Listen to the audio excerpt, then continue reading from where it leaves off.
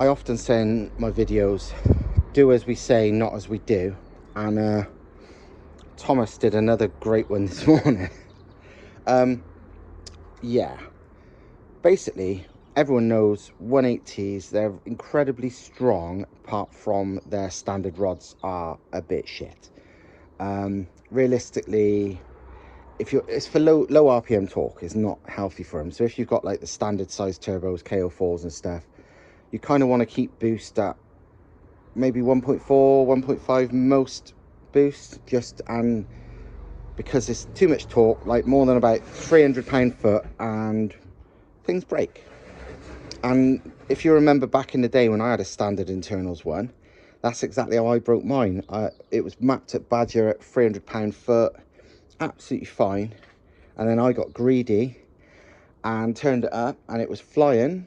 And then in the end, because it was flying on the road, it was fine because the RPM was up. But with me, I was using the launch control, so I was making like full boost 1.5 bar. I think I was running at like probably about 330 pound-foot of torque, maybe more, on the launch control at like 3,500 RPM, and it put the rods through the block in the end.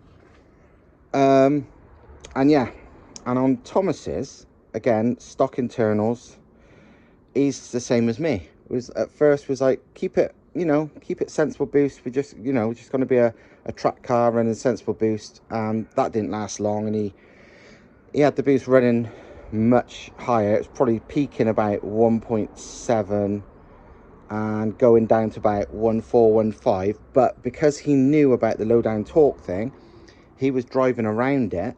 So not, because at higher RPM, it's not such a big deal. But this morning, he wasn't really thinking about it because it's early in the morning, just going to work, lazy, whatever. And this car, he's not even got the boost controller hooked up. He's got a mechanical one, so there's no closed loop boost control. He hasn't actually got the MAF sensor hooked up. Literally, this is a proper do as we say, not as we do, because if a customer told us he was doing this, we would both be like, don't be stupid. But anyway, and this morning, going up a hill, 5th gear, really low RPM because these spool so fast. Cold day as well. The mechanical boost controller spiked to about 2 bar or so, maybe more because that's the end of the gauge. And now it's knocking. The knocking will be a slightly bent rod or four, so it still drives, but you wouldn't want to carry on driving it. He drove it here, no problem.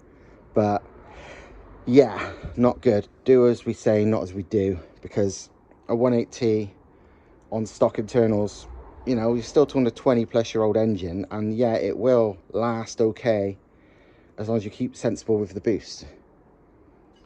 But we're not sensible, but you should be. The most sensible thing would just be chuck a set of rods in it, because then you could run 2 bar all day long, whatever, and it won't give a damn as long as it's mapped okay, because rods are literally the only weak point. But yeah, Thomas has found out exactly what I found out too.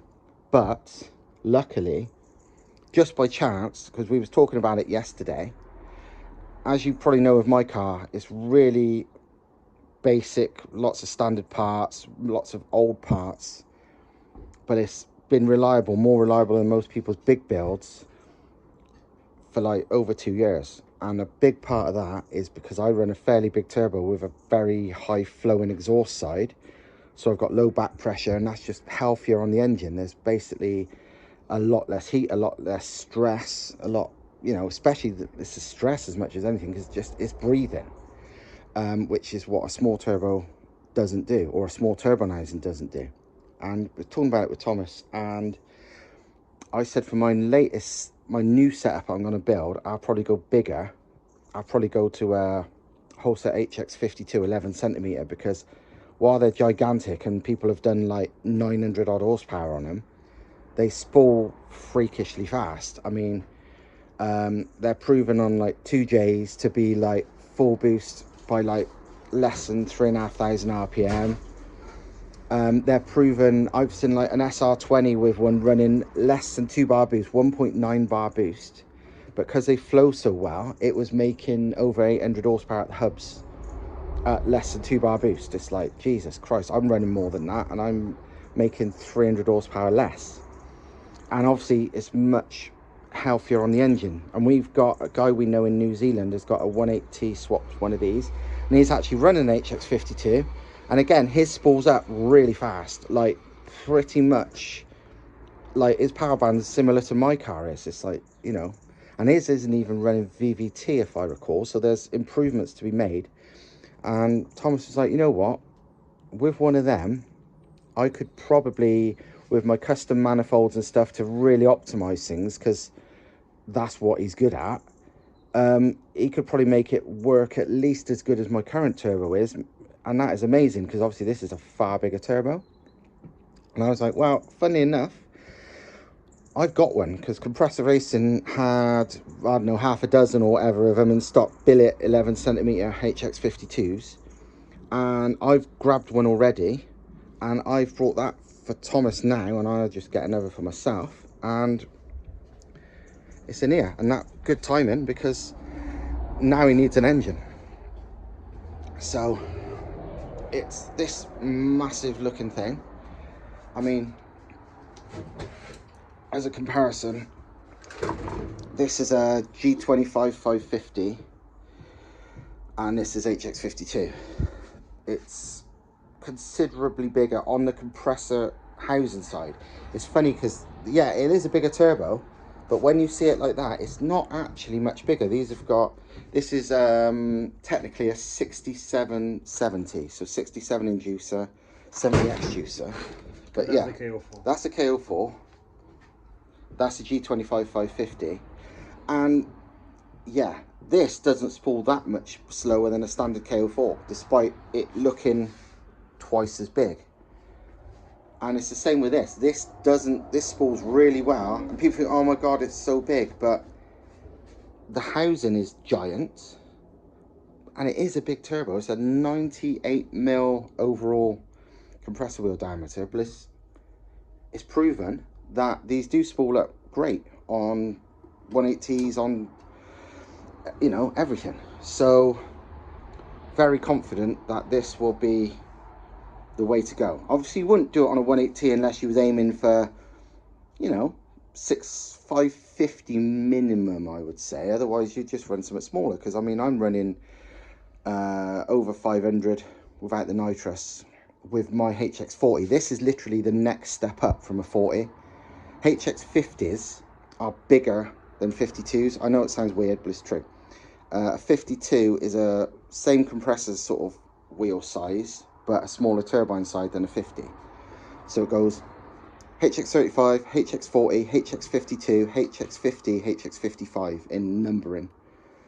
So yeah, this is the step up from mine. Quite a significant step up. Like I said, people have gone 900 plus on these, but it's, you know, Thomas wants flow, because like we've said, and you know, Thomas is a big one for it as well, boost pressure is just a measure of restriction.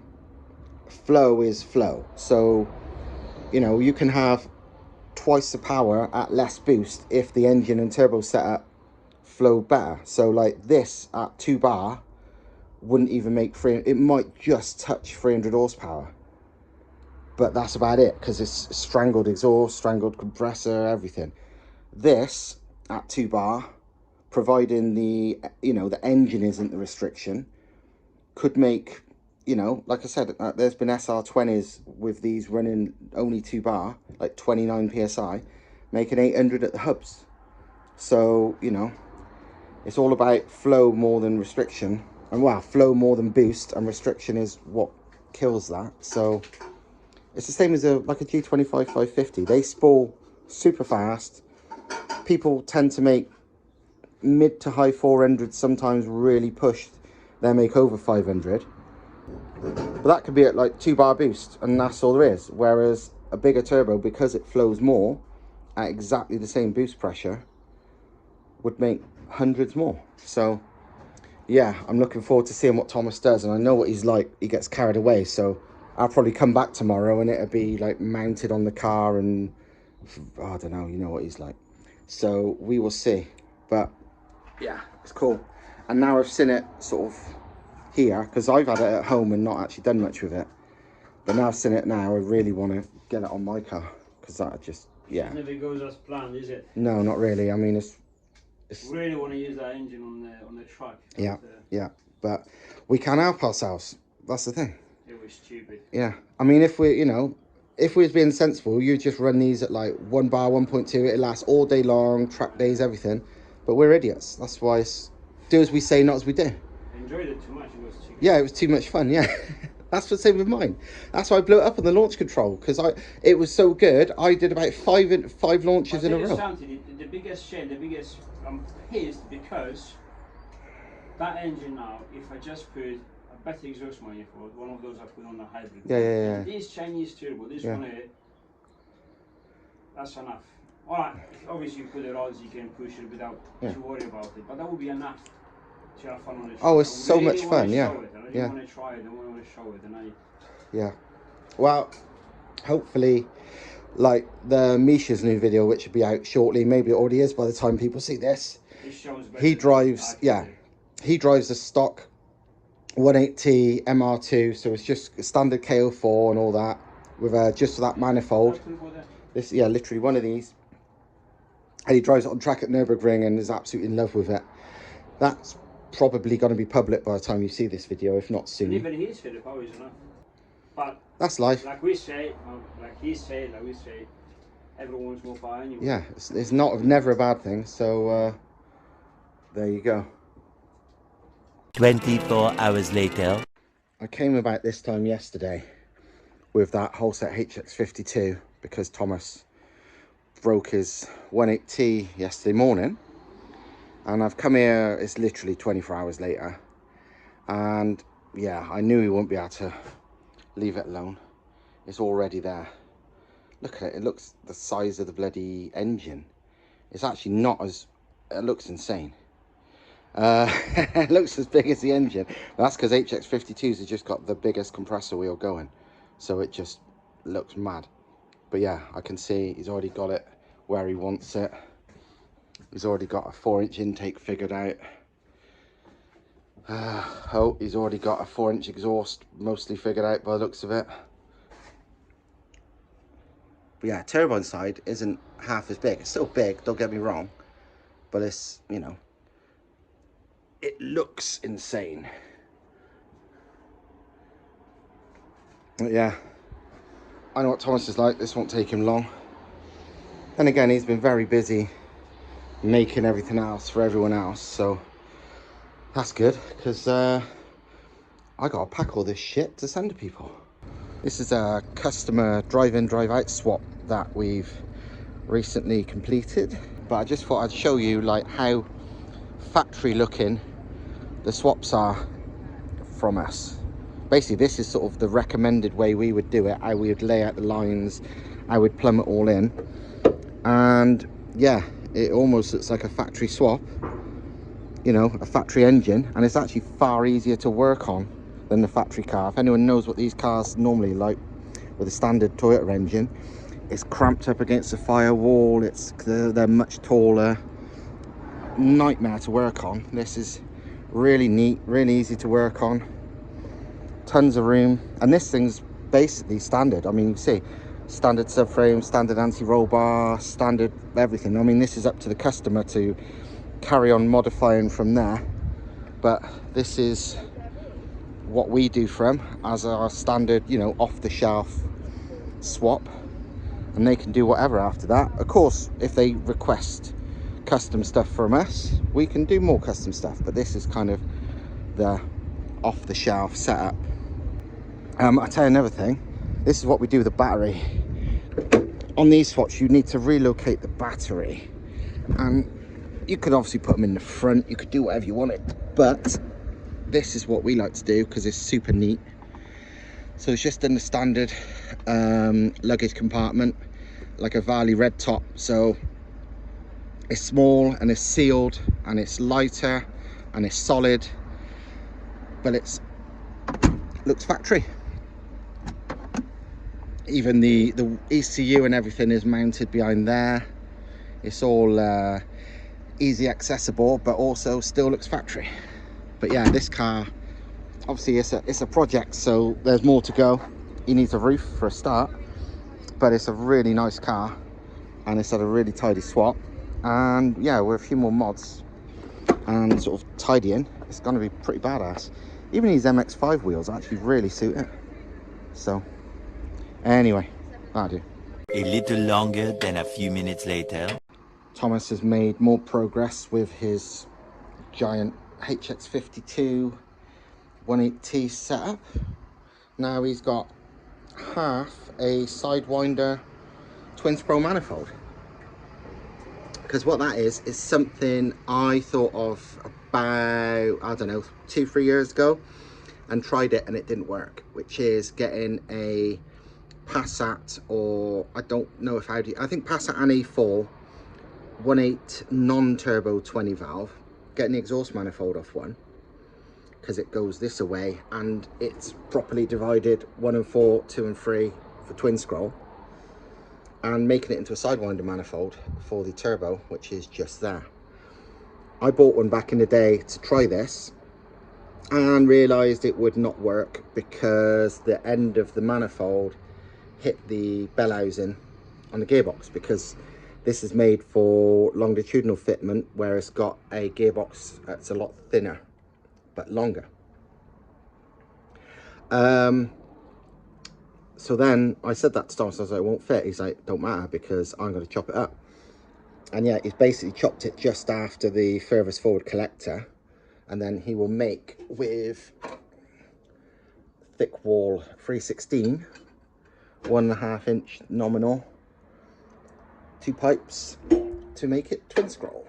Go into a T4 flange and then the turbo. So that is a bloody good idea,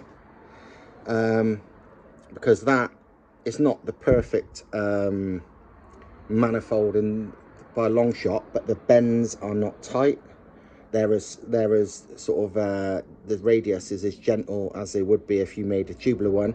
Well, gentler than most tubular ones. The cost is about 20-30 quid for one of these, because nobody wants one, because why would you? And a little bit of work. So it's possible for my new setup I might run this too. I was going to probably stick with my current manifold and get a T4 flange welded on it and modify the wastegate for better flow, well, for a bigger wastegate. But honestly, I think this is probably a better idea, because it puts the turbo in a brilliant place for the exhaust and the intake and the boost pipes. I mean, it makes a shorter intake, a freer flowing intake. It makes a really nice exhaust exit, and it makes the boost pipes a bit shorter too, because obviously my turbo is like sort of there. I mean, it's only, in the grand scheme of things, it's only probably 1/2 meter, and my boost pipes go front to back, so whatever. But it kind of does help, and it gives still plenty of clearance for adjusting gear linkage, removing this. The manifold couldn't be easier to get to the bolts, unlike most aftermarket manifolds. So yeah, this is quite likely something I'm gonna end up having for mine as well, but we will see. But yeah, I'm just packing a couple of orders for people. That's getting picked up Friday, because it's Wednesday today. And then tomorrow is dyno time for the car that I've shown you a bit earlier in this video. So that could be a separate video, I think. So yeah, hopefully this is enough to make a video. And if so, hope you liked it, and see you next time. Ta-ra.